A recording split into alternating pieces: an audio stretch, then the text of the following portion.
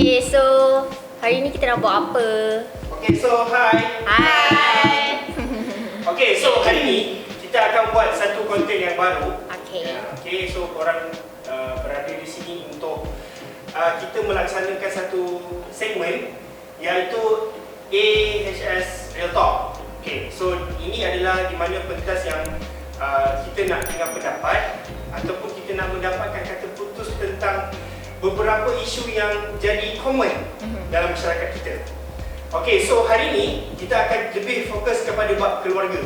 So korang ada apa-apa tak nak cakap tentang isu kekeluargaan? Adalah few things maybe kita boleh mention about it sebab it's family thing and it's something benda yang tak semua orang boleh cakap pasal family.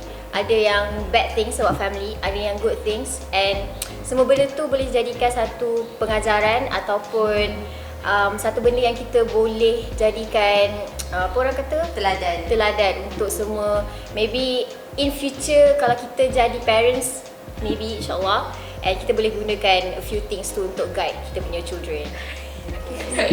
Untuk keluarga ni sebenarnya semua orang pernah merasa ada keluarga. Kalau kita ada adik-beradik, it's also called a family. If kita ada parents, a complete family. Let's say kalau kita dengan kawan-kawan pun, sometimes we call it a family juga. So keluarga ni meaning dia sangat luas. So tak pasti director punya family tu is toward what? Either family mak, ayah, sibling ataupun family kawan, gathering, you know what it means? That's family. Okay, so memandangkan Emma dah cakap tentang apa ni, merujuk keluarga ni merujuk kepada siapa. Okay, so kita akan terus kepada topik kita adalah perlukah perbandingan dalam keluarga itu satu benda yang baik ataupun buruk? Okay. So mari kita bincangkan tentang isu tu. It's actually ada benda, dia ada pro and cons dia lah. Ada setengah, okay ni I masuk ke dalam parents lah, perspektif parents.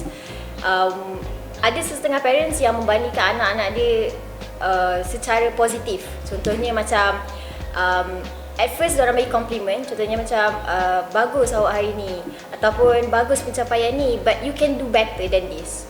Ada setengah parents yang bagi negatif perbandingan macam kenapa you tak boleh jadi macam dia? Kenapa you tak boleh jadi macam kakak you? Kenapa you tak boleh jadi macam anak jiran sebelah? Sepupu you? Kenapa? That's a negative thing. Betul tak? Betul. So macam mana kalau Emma rasa? Kalau I lah, personally I rasa boleh tapi cannot be too much. First, kenapa boleh? Sebab for example, I anak sulung. So kalau parents I nak comparekan I dengan adik I, jadilah macam kakak. You know, your sister will make yours as idol. Wow, idol. Nak jadikan sebagai kakak ni, nak pandai macam kakak, nak cantik macam kakak, contohlah. So you know, it's a good thing lah bila your mom jadikan kakak ataupun abang lebih tua pada you untuk jadikan bandingan you. So it's a good thing, tapi cannot be too much. Bila too much, dia orang rasa yes, correct. Betul. Bukan sakit hati je, dia akan jadi depression. You know sekarang budak depression dengan generasi Y lagi. You know, that's how mothers and fathers need to handle them. Kita tahu macam mana generasi sekarang.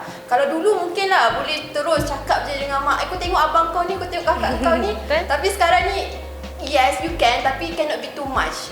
Dia ada certain ways yang dia ada cara dia lah. Macam Huda, Macam saya macam pengalaman dengan kanak-kanak. So every single thing children tu memang lain. So macam dia lagi banyak, macam contohnya budak ni pandai art, budak ni suka muzik, but then dia tak suka akademik. Dia kena balance lah. So parents tak boleh macam, kau cuba tengok kawan kau tu ni, kenapa anak saya tak pandai baca, anak saya ni boleh baca kan. So macam tak boleh samakan sebab and then dia punya tahap mature dia tu belum sampai lagi. Contohnya macam budak dia ni dah sampai, dah boleh baca buku 8 and then contohnya mature dia belum sampai lagi. So maybe darjah 2 boleh baca. So kena ikut level. Dia tak boleh macam kenapa anak dia ni tak boleh baca, ni boleh baca. sebab So setiap anak lain-lain berbeza. Semua budak lain-lain bila dia boleh belajar. Macam kita pun of course lain kan. So macam kita more in apa kan, kita magic in apa. So every single person dia ada magic in what kan. Kalau contohnya semua orang nak pandai tu je, siapa nak buat yang tu kan. So kena balance dia memang lain-lain ni. It remind me bila Huda cakap macam tu, penyakit dyslexia, you know. Kadang-kadang kakak atau abang tak kena tapi adik kena dyslexia. So bila parents tengok, kenapa anak aku ni lambat sangat membaca. Yes, betul. Dan bila dia start compare, sebenarnya as a parents, I tak pernah jadi parents tapi from my perspective, you kena tengok anak you punya personality. Tengok dia ke arah ke mana. Kalau your parents nampak anak dia sebagai art, so pergi kepada art. Mungkin abang dengan kakak dia lebih kepada writing, lebih kepada academician, linguistic talking. Dia tengok anak dia, rupanya anak dia ada penyakit dyslexia. So it could be a problem to this. Tak boleh terus compare kan. Sebagai parents, patutnya dia orang kena support lah apa benda anak-anak kena buat semua kan.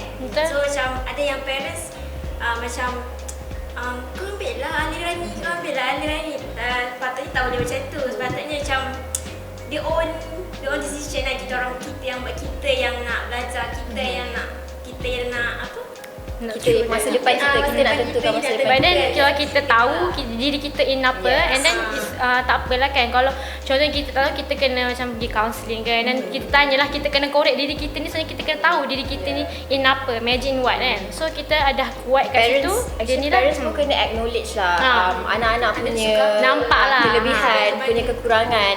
Because it's important for us as a children to learn ourselves. Sebab sebenarnya kita tak belajar, kita tak gagal, kita tak jatuh, kita tak pernah tahu.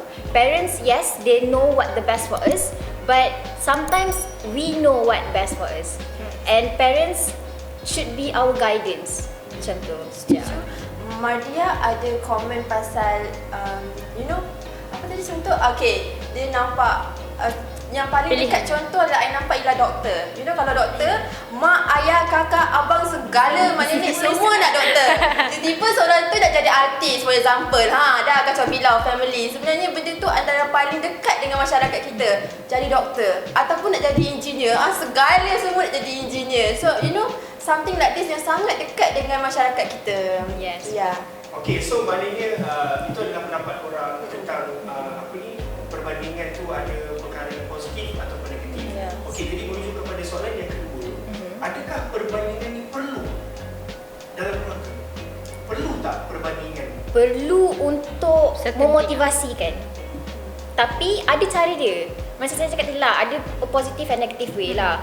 Kiranya parents atau bukan nak cakap parents je lah, adik-beradik pun ada juga yang membandingkan. Kadang-kadang macam kakak kita macam, kenapa kau ni tak jadi macam dia ke, apa benda ke, ataupun abang macam, kau ni kenapa macam ni kenapa kau tak pandai semua, jadi macam aku. Macam tu, ada setengah adik-beradik yang macam tu. Tapi ia boleh lah sebenarnya untuk memotivasikan diri kita. Contohnya macam if orang kata perbandingan tu receive in a positive way, itu salah satu untuk cara kita, mungkin aku boleh buat lagi. Mungkin aku boleh, I can do better than this.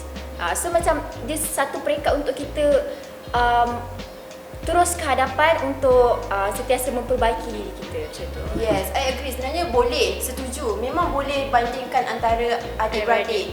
Tapi macam I mentioned earlier, cannot be too much and must be in right way. You know, sebab kita kalau nak berjaya, kita kena refer orang atas. So itu mungkin apa yang dipraktikkan oleh ibu bapa kita. Kita nak refer orang yang lebih baik pada kita, lebih bagus daripada kita. So dia refer lah adik-beradik. Tu for example lah. So macam, tapi cannot be too much and also in the right way. Tengok personality anak-anak. So macam kita juga, kita boleh compare daripada juga. Tapi contoh kita kan dah besar, so kita boleh fikir mana yang betul, mana yang salah. So kita ambil yang betul lah. Kalau rasa salah ataupun tak okey pun, tak payahlah tengok kan. So macam kita pun jangan macam tengok orang atas, kita tengok orang yang atas-atas kita semua macam-macam ke kan. So kita tengok dia ni kan. So kita follow lah mana yang okey kan. Yes, betul. Ambil yang so kita pun boleh fikir kan, mana yang okey, mana yang tak okey kan. So kita make it decision untuk diri kita lah. Okay, so parents ni kena pandai untuk macam handle anak-anak dia lah. Dia macam sepatutnya lah bagi saya, dia macam sama je anak-anak ni. So macam dia didik tu semua sama. Semua macam cara pemikiran tu je yang lain lah. Berbeza daripada anak-anak lain kan. Macam mana dia didik kita semua. Fokus tu lah pada rasanya tengok anak tu fokus. Mungkin anak yang sulung fokus ni kepada sains, anak nombor 2 fokus ni kepada art. So benda-benda macam tu saya tak boleh jadi parents kan, tapi dari segi kita melihat masyarakat kita sekeliling, saya rasa itu satu benda yang patutlah apa orang kata dijalankan, dilakukan sebagai ibu bapa lah, bagi pendapat saya lah. Maksudnya kita kena sentiasa menilai anak-anak kita tu dengan bagaimana mereka. Maksudnya kalau dia lebih kepada sini, kita fokuslah kepada situ. Itu mungkin minat dia. Minat abang lain, minat kakak lain, minat adik lain. Jadi benda-benda tu yang boleh mungkin akan membantu diri dia untuk berjaya di masa hadapan.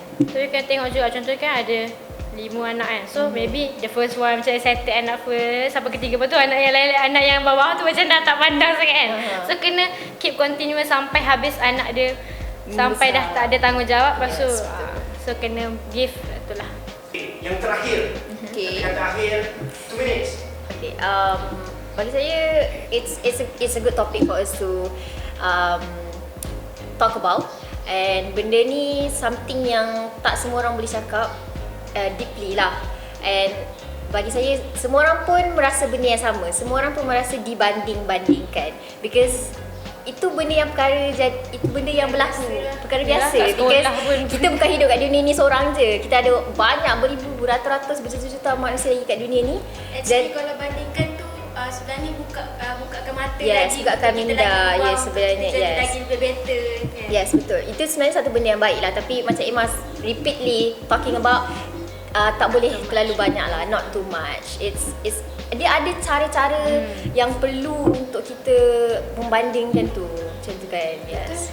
And then kan, as kita discuss ni, kita selalu fikir pasal academician, bandingkan. Tapi sebenarnya ada another one yang sangat dekat dengan masyarakat kita adalah perbandingan kasih sayang.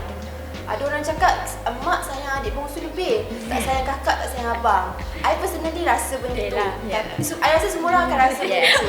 So, bila I reflect balik, sebenarnya our parents, dia bukan saya saja je nak bandingkan kasih sayang tu. Mungkin abang dan kakak independent, so dia lebih fokus kepada anak bongsu. You know that actually macam norm, benda biasa dalam kehidupan kita. So kita kalau as a sister memang kadang-kadang I terasa, tapi kita kena reflect balik. So your mom sebenarnya nak jadikan you independent, nak jadi nampak you as a kakak, boleh jaga adik bila mak dan ayah tak ada. So I nak nasihat kat orang yang kat luar sana, please kalau korang rasa parent korang macam tu, sebab I personally pun rasa, don't be desperate, don't be depressed. You don't be depressed, you kena reflect balik diri you, and sebenarnya ada hikmah di sebalik apa yang terjadi.